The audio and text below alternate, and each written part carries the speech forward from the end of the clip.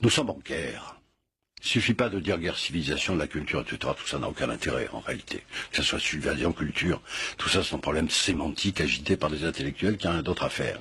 C'est une guerre. Et quand on fait une guerre, on fait la guerre. Nous ne faisons pas la guerre. Nous ne faisons pas la guerre à Daesh. Alors on nous dit, mais guerre avant, etc. Non, non, non, la création de Daesh, c'est un phénomène international. Est-ce que nous prenons tous nos moyens, non pas militaires, mais les moyens financiers? Enfin, Daesh ne se promène pas avec de l'argent liquide dans les poches. Ils sont bien dans les banques, l'argent de Daesh. Et on n'est pas capable de savoir où ils ont mis l'argent, alors qu'on est capable de faire des sanctions contre l'Iran pendant des années, contre d'autres pays? Non, alors à qui profite le crime? Le pétrole qui continue à couler de Mossoul, il faut bien qu'il sorte quelque part, il ne va pas chez les pompistes, il passe par la Turquie, et on n'est pas capable d'arrêter les conteneurs de pétrole qui sortent de Mossoul et qui passent par la Turquie? Alors, quand on fait la guerre, on fait la guerre. C'est-à-dire, on ne se contente pas de faire des discours. Car il y a une interconnexion évidente maintenant entre un groupe armé qui ne représente pas militairement beaucoup de choses. Hier, il y a eu une discussion entre M. Obama et M. Barak, qui est l'ancien Premier ministre israélien. Les Israéliens ont dit 2 jours pour détruire militairement Daesh. Pourquoi ça ne se fait pas? Qu'est-ce qui se passe en Syrie? Quelle est l'attitude de la France en Syrie avec Al-Qaïda? Ce sont des questions qu'il faut poser maintenant. Moi, ce que je souhaite depuis longtemps, c'est qu'il y ait un vrai débat de politique internationale sur cette situation qui a des conséquences en France. Daesh, c'est un phénomène nouveau qu'il faut éradiquer le plus rapidement possible. Je ne dis même pas que ce sont des islamistes ou que ce sont des islamistes, mais des voyous.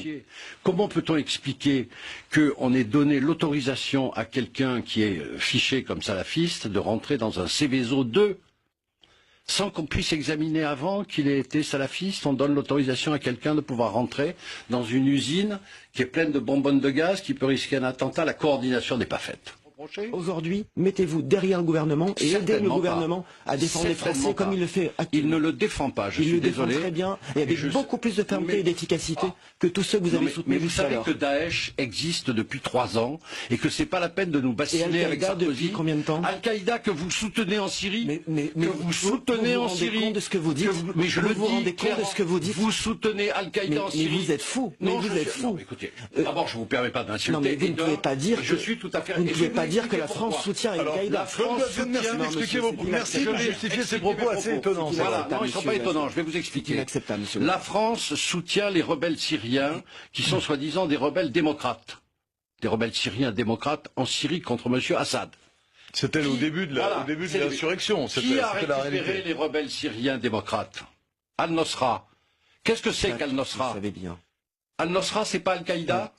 Pas tous les rebelles, vous le savez bien. Ah, pas tous les rebelles. C'est-à-dire, certains rebelles ont été récupérés par Al-Qaïda avec des armes françaises. Monsieur Ghazouani, vous ne pouvez pas dire que la France soutient Al-Qaïda. Nous continuons à fournir des armes à Al-Nosra. Par l'intermédiaire des rebelles syriens. Mais je le dis, je l'ai dit à M. Le Drian en commission de la défense, je l'ai dit à M. Fabius, comme tous les autres députés. Il va falloir éclairer tout ça. L'attitude de la France en Syrie n'est pas... en Syrie alors? Soutenir Assad contre Assad, mais ne pas se mêler de cette affaire. Nous avons pris position pour les sunnites. Nous sommes les alliés inconditionnels de l'Arabie saoudite et du Qatar avec les sunnites. On sait très bien que l'Arabie saoudite soutient les sunnites d'Al-Nosra. Ils sont armés contre Assad, parce qu'Assad il est chiite. Tout ça, c'est un problème complexe que peut-être vous ne connaissez pas, mais renseignez-vous.